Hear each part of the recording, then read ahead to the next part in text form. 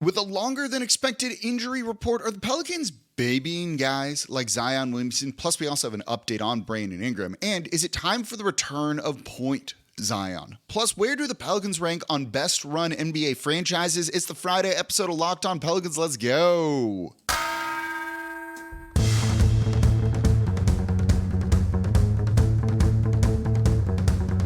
You are Locked On Pelicans, your daily New Orleans Pelicans podcast. Part of the Locked On Podcast Network, your team every day.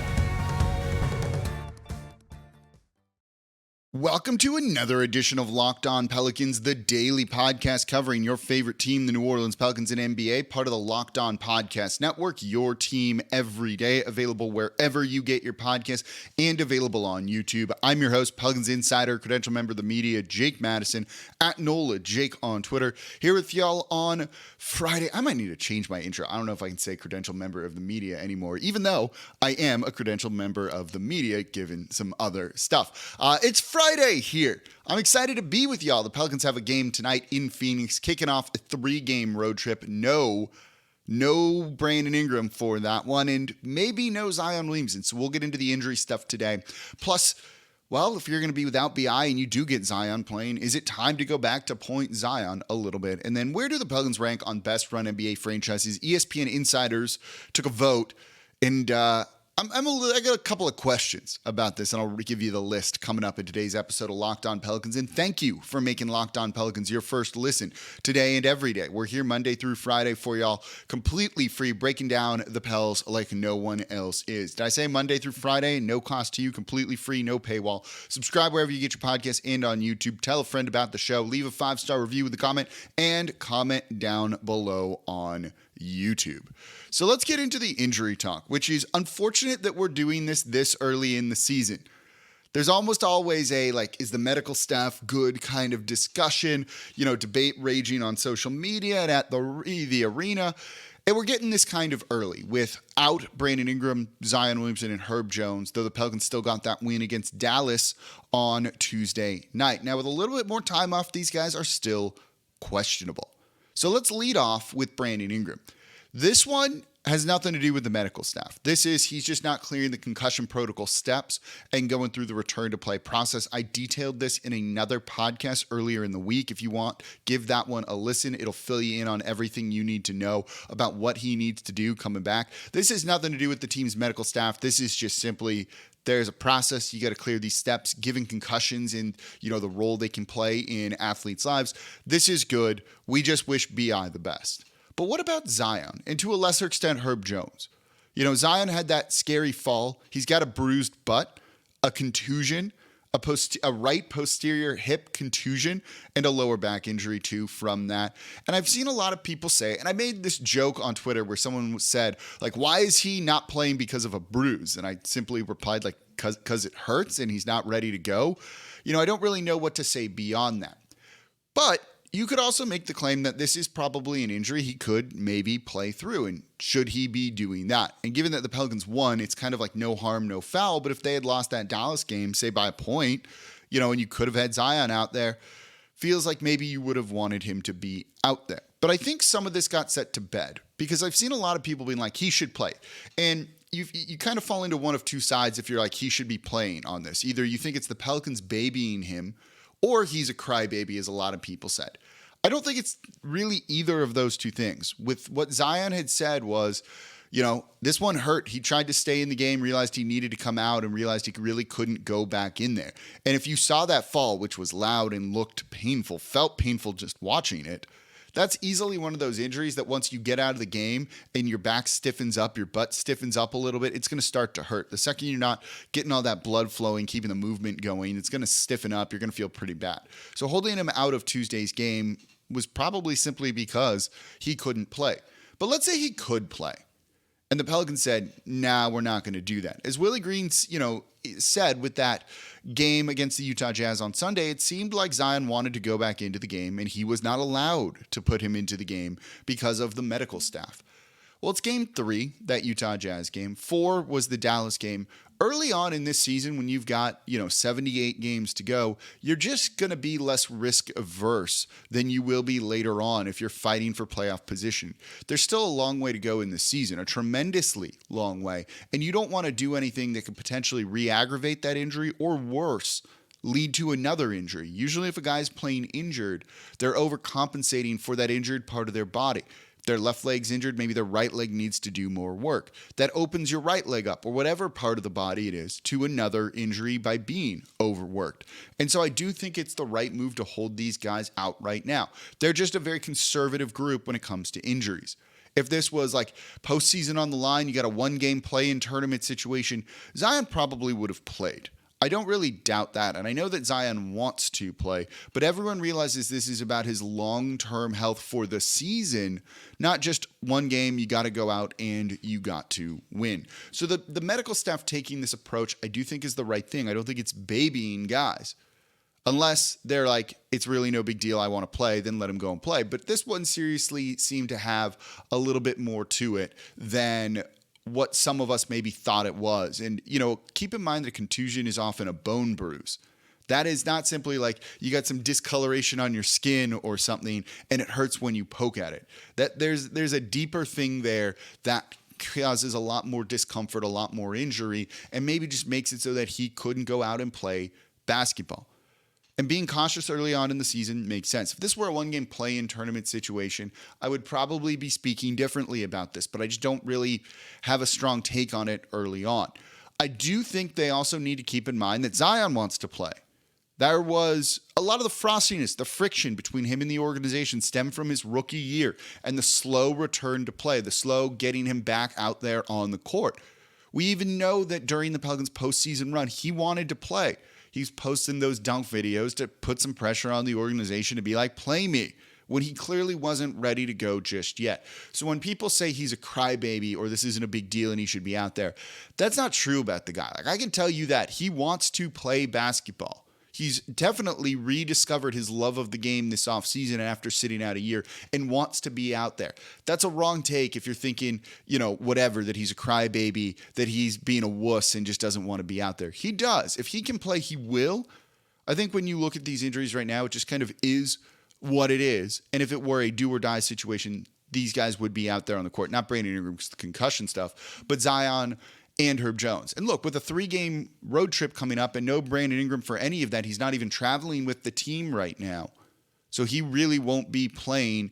The earliest he'll be playing is back at home on November 4th against the Golden State Warriors. So a week from today, I think that game is. Then maybe we'll see him. But without him, they're going to want Zion out there on the court. That was a great performance against the Dallas Mavericks, but a tough 2 games coming up. You play the Lakers. That one's not hard. Tough 2 games coming up definitely means you want to have your best guys out there on the court. And if Zion is out there on the court, is it time to go back a little bit to the point Zion experiment? Let's talk about how he's used offensively. We're not talking jumpers or anything like that. Let's talk about how he's used now and what they can do with him when it comes to Point Zion. That's coming up here next in today's episode of Locked On Pelicans. Before we get to that, though, today's episode of Locked On Pelicans is brought to you by PrizePicks. PrizePicks is daily fantasy made easy.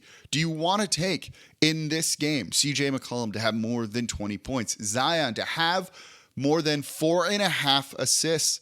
What about Chris Paul to have more than 5.5 turnovers? You can do it all in the fastest and easiest daily fantasy sports PrizePicks. You pick 2 to 5 players, and if they go and score more or less than their PrizePicks projection, you can win up to 10 times your money on any entry. And you're not competing against other people. This is the biggest draw about this. It's just you versus the projected numbers.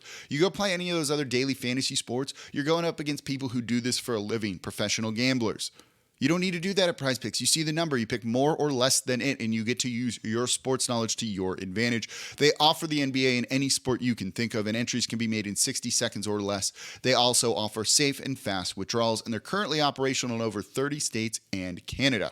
So download the PrizePicks app or go to prizepicks.com to sign up and play daily fantasy sports. First-time users can receive a 100% instant deposit match up to $100 with promo code LOCKEDON. If you deposit $100, you will get $100. If you deposit deposit 50, PrizePicks will give you 50. Don't forget, enter the promo code LOCKEDON and sign up for the instant deposit match up to $100. And thank you for making Locked On Pelicans your first listen today and every day. We're here Monday through Friday like no one else, breaking down everything you want to know about the team. And now for your second listen, check out Locked On Sports Today. From the games that matter to the biggest stories in sports, go beyond the scoreboard and behind the scenes with the local experts of the Locked On Network. Locked On Sports Today, available on this app, YouTube, wherever you get your podcasts. It's really great. If you just want to catch up on the biggest stories in all of sports, that's definitely the way to go. It's my go-to one-stop shop for everything. And today, here, we're talking Point Zion and Zion Williamson. I expect he'll probably play tonight. He's listed as questionable, but I think he wants to get out there. I think they want him out there. This is a big game that's winnable even without Brandon Ingram against the Phoenix Suns. Get him into a little bit of a groove before you play the Clippers and then the LOL Lakers. LO Lakers, however, I don't know. I botched that joke. That was pretty bad. I'm sorry. But you want to see him out there. So without Brandon Ingram, who's one of your primary creators, one of your primary scorers, you know that Zion is going to be a focal point of the Phoenix Suns defense, of the Los Angeles Clippers defense as well.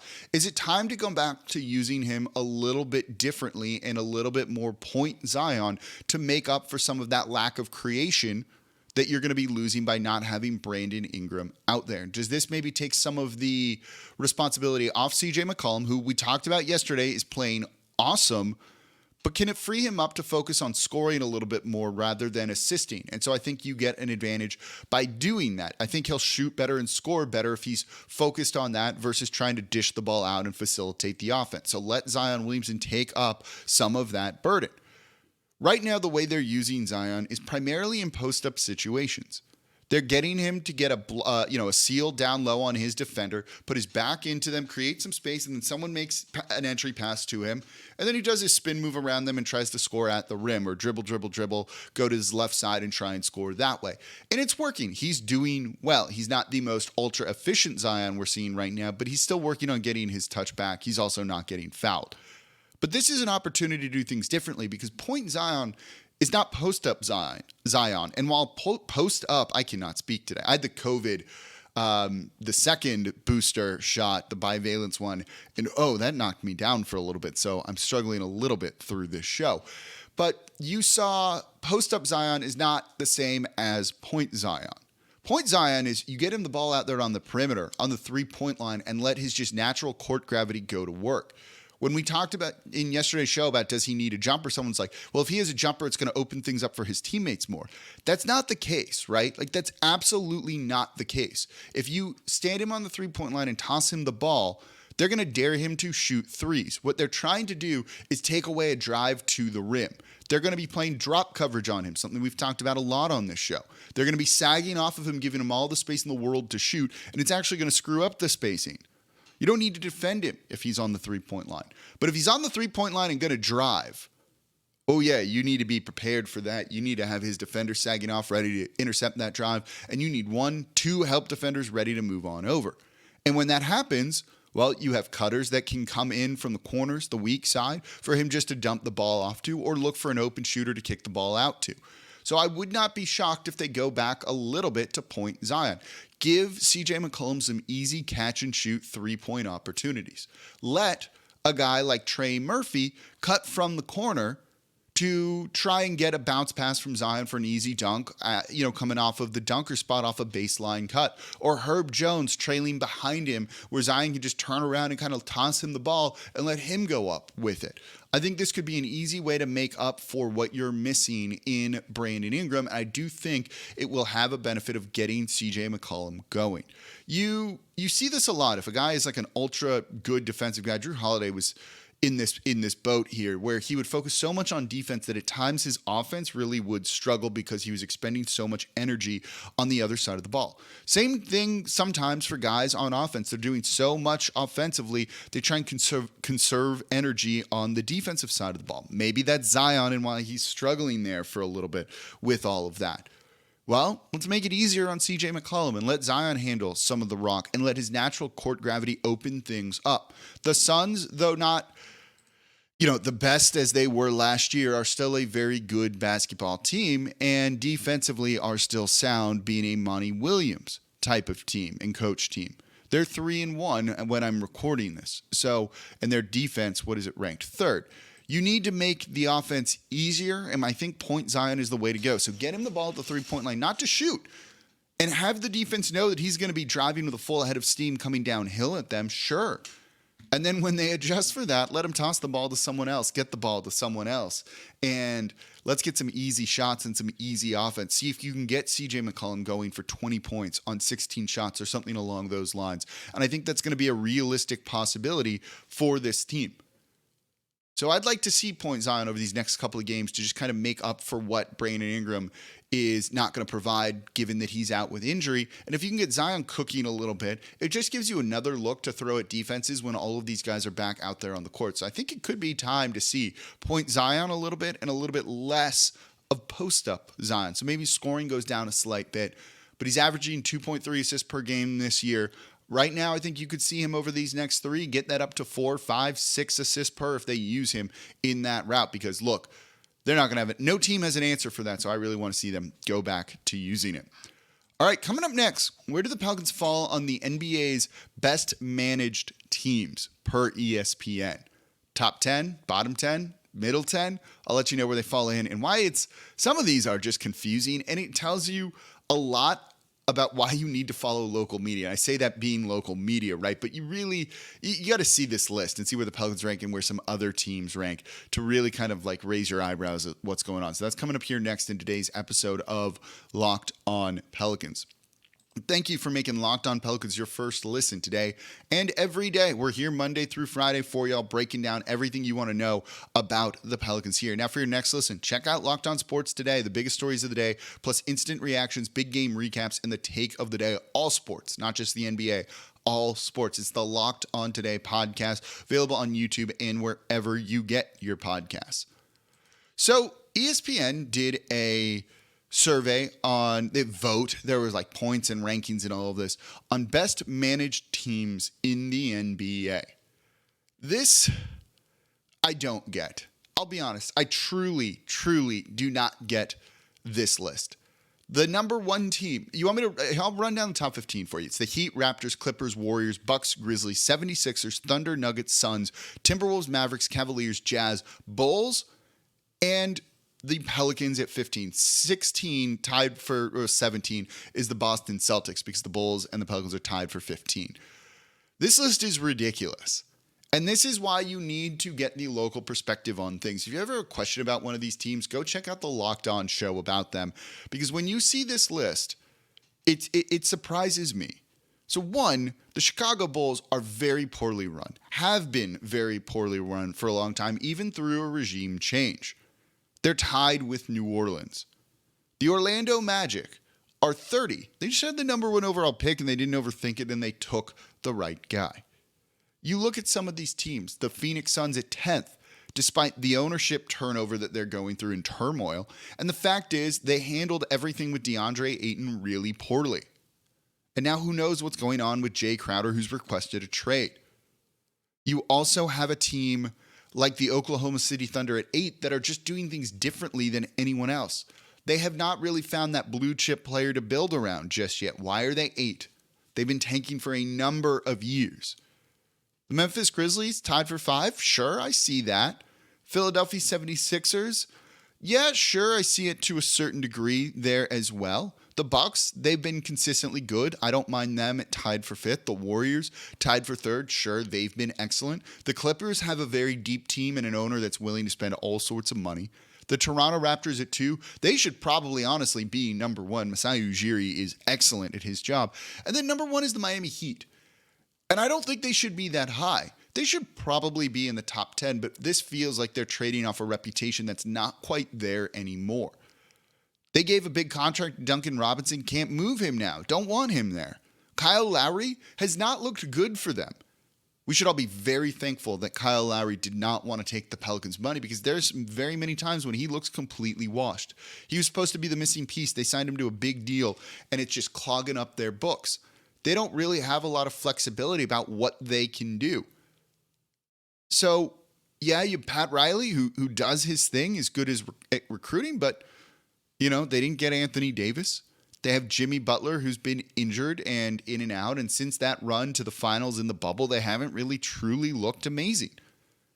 They have some guys that are good. Tyler Hero, sixth man of the year, starting for him now, but they gave him a big money deal that might not be the best thing. You have some young guys that are playing well, Max Strus being one of them, but does that counterbalance, say, the Duncan Robinson deal and those things? So you look at some of these, and it's just very surprising for me to see. It feels like the Pelicans, given the past 2 off seasons they've had, are pretty low. Herb Jones' draft pick alone should get you up there. Signing the guys that you want to keep, Zion, CJ McCollum, Larry Nance Jr., who's been excellent for New Orleans, feels like they should be elevated above that. They certainly shouldn't be tied with the Chicago Bulls. The Utah Jazz, at 4-1, despite everyone thinking they're tanking and blowing up their team, don't you think it's a little bit too early to put them at 14th in the top half of the league? I think so. I look at some of these and it's just very surprising. Like, how are the Lakers tied for 20th and not closer to the bottom? The Sacramento Kings at second to last, I feel are actually probably better and on the right track than a number of the teams ahead of them. But they're looking at the past and not where these teams are headed. And it just shows you that a lot of the national talking heads are that, probably because they're good at their jobs, and I do think that, but they aren't as in touch or know all the minutia that local media does. So shows like Locked On Pelicans are really important if you want a truer perspective on this team, because you don't get it. I often hear, after that Dallas win, when people were saying, like, why isn't the national media talking about Trey Murphy? They got like 5 minutes to talk about the Pels, so they're going to talk about CJ. They're going to talk about the other kind of key players in that are big names. If you want that minutia, that kind of more insight on the nitty gritty of teams, you got to go to these local shows. And that's why a network like Locked On is pretty important, I think. And part of what makes this show successful too. So you see a list like that and just, if you go to Locked On Bulls, those dudes are awesome, by the way. Those dudes are awesome. And they're certainly not saying this team is 15th, tied for 15th. They think the Bulls are down towards the bottom. That tells you a lot. If that's what the people that cover the team on a daily basis that know it better than anyone are saying that. Local media, kind of important when it comes to all of this stuff. Okay, that's my rant, which is also like self-centered on everything too, given that's what I am. All right, enjoy the game tonight. Pelicans taking on the Phoenix Suns. They got the Clippers after that. Keep an eye out for a bonus show. I might do a recap after this Suns game Friday night, so we might throw out a later pod, or I'll just throw it out early Saturday morning. I'm feeling pretty good. Kind of want to get an extra show in, so let's get a bonus show if we can after this game, win or lose. Should be a fun one. We'll break down what we saw from the guys that are out there playing. So that's going to do it for this episode of Locked On Pelicans, this week of Locked On Pelicans. As always, I'm your host, Jake Madison, at NOLA Jake on Twitter, and I'll be back with y'all, tomorrow.